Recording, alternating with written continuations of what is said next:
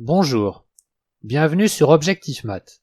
Dans ce paragraphe 4 sur les espaces vectoriels euclidiens, on s'intéresse aux espaces orthogonaux. On commence par définir l'orthogonale d'un sous-espace vectoriel. On considère E un espace pré-hilbersien réel. Je vous rappelle qu'il s'agit d'un espace vectoriel réel muni d'un produit scalaire. Soit V un sous-espace vectoriel de E. On note V orthogonal, l'ensemble des vecteurs X de E qui sont orthogonaux à tous les vecteurs Y de V.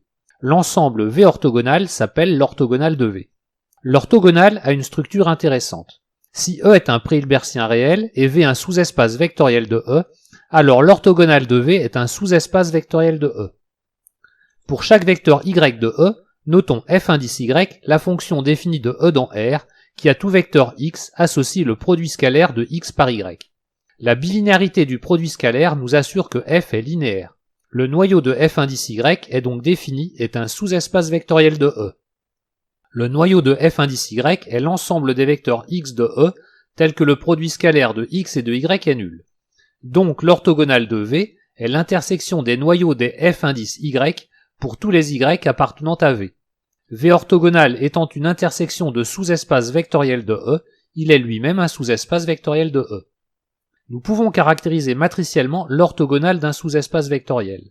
Soit E un espace euclidien, B une base orthonormée de E, et V un sous-espace vectoriel de E. G une famille génératrice de V. A la matrice des composantes de la famille G dans la base B. X un vecteur de E, et grand X la matrice de ses composantes dans la base B. Alors X appartient à V orthogonal si et seulement si la transposée de A fois X est nulle. Autrement dit, on peut voir l'orthogonale de V comme le noyau de la transposée de A. Supposons que X appartienne à l'orthogonale de V. X est donc orthogonal à tous les vecteurs de V. En particulier, il est orthogonal à tous les vecteurs de G. Si grand G désigne la matrice des composantes dans la base B d'un vecteur petit g, comme B est une base orthonormée, le produit scalaire de G et de X est égal au produit de la transposée de la matrice grand G par la matrice grand X. En appliquant ce résultat à chaque colonne de A, on obtient transposée de A fois X égale à 0. Réciproquement, si transposée de A fois X est nulle, on a pour tout vecteur petit g de la famille G, petit g orthogonal à X. Et cette famille G étant une famille génératrice de V, on obtient pour tout vecteur petit v est orthogonal à X, ce qui veut dire que X appartient à l'orthogonale de V. Nous définissons maintenant la notion d'orthogonalité entre deux sous-espaces vectoriels. Soit E un espace pré-hilbersien réel, V et W deux sous-espaces vectoriels de E. Alors les conditions suivantes sont équivalentes. Tous les vecteurs de V sont orthogonaux à tous les vecteurs de W. V est inclus dans l'orthogonale de W. W est inclus dans l'orthogonale de V. Dans ce cas, on dit que V et W sont orthogonaux. En voici une illustration en dimension 3. Ici V est une droite, l'orthogonale de V est le plan gris, et W est la droite rouge. W est incluse dans l'orthogonale de V, donc V et W sont orthogonaux. Voici la notion d'espace perpendiculaire. Soit E un espace pré-hilbersien réel, V et W deux sous-espaces vectoriels de E. Alors les conditions suivantes sont équivalentes. L'orthogonale de V est inclus dans W, l'orthogonale de W est inclus dans V. Et dans ce cas, on dit que V et W sont perpendiculaires. En voici une illustration en 3D. Ici V est un plan, et W un autre plan. L'orthogonale de V est la droite rouge, qui est incluse dans W. Donc V et W sont perpendiculaires.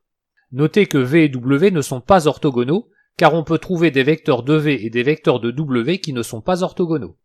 Remarquez qu'en dimension 2, si l'on considère deux droites, elles sont orthogonales si et seulement si elles sont perpendiculaires. Dans ce cas, les deux notions coïncident. En dimension 3, deux droites peuvent être orthogonales mais ne peuvent pas être perpendiculaires. Alors que deux plans ne peuvent pas être orthogonaux mais peuvent être perpendiculaires. Et une droite et un plan sont perpendiculaires si et seulement si ils sont orthogonaux. Autrement dit, ces notions dépendent des sous-espaces mais aussi de l'espace vectoriel dans lequel ils se trouvent. Voyons maintenant le lien avec les espaces supplémentaires. Soit E un espace pré-hilbersien réel et V un sous-espace vectoriel de dimension finie de E. Alors l'orthogonale de V est l'unique sous-espace vectoriel f de E qui vérifie à la fois les deux propriétés suivantes, f est orthogonal à V, et V et f sont supplémentaires dans E. Nous allons commencer par vérifier que l'orthogonale de V vérifie ces deux conditions. Par définition de deux espaces orthogonaux, l'orthogonale de V est orthogonale à V. De là à croire que c'est pour cette raison qu'il s'appelle comme ça. Vérifions maintenant que E est égal à la somme de V et de son orthogonale.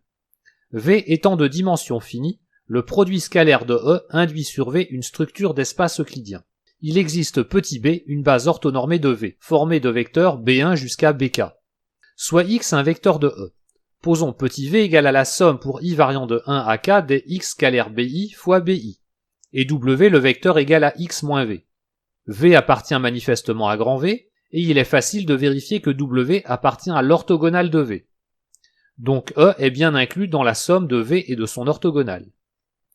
V et son orthogonale étant des sous-espaces vectoriels de E, l'autre inclusion est vérifiée. On a donc bien l'égalité. Reste à vérifier si V et son orthogonale sont en somme directe. Prenons X un vecteur dans leur intersection. X est donc orthogonal à lui-même, donc le produit scalaire de X avec X est nul. Donc X est nul. On a donc montré que l'orthogonale de V est un supplémentaire à V dans E. Il nous reste à vérifier l'unicité. On considère donc F un sous-espace de E qui soit à la fois orthogonal à V et supplémentaire de V dans E. Comme F et V sont orthogonaux, on a déjà F inclus dans l'orthogonale de V. Pour montrer l'autre inclusion, on considère X un vecteur de l'orthogonale de V. Comme V et F sont supplémentaires dans E, il existe un unique couple de vecteurs petit v petit f appartenant respectivement à grand V et grand F, tel que X soit égal à petit v plus petit f.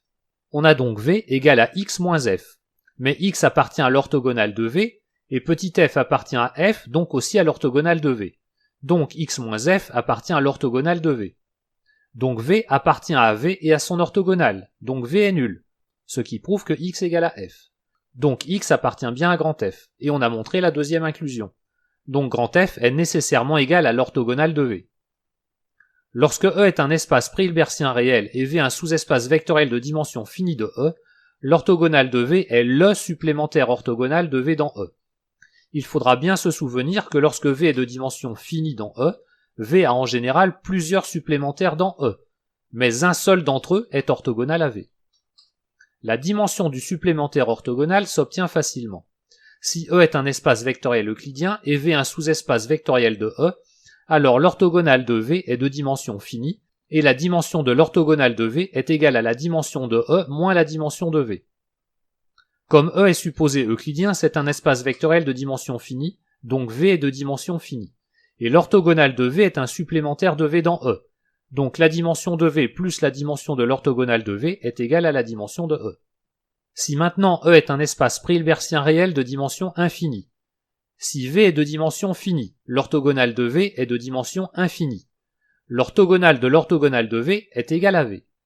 Par contre, si V est de dimension infinie, on ne sera plus assuré que V et son orthogonale soient supplémentaires dans E, ni que l'orthogonale de l'orthogonale de V soit égale à V. On ne pourra rien dire a priori sur la dimension de l'orthogonale de V. Dimension finie ou infinie, ça dépendra. Voilà, cette vidéo est terminée, vous pouvez continuer votre étude des espaces vectoriels euclidiens en étudiant le paragraphe 5 consacré aux projections orthogonales. À bientôt sur Objectif Math.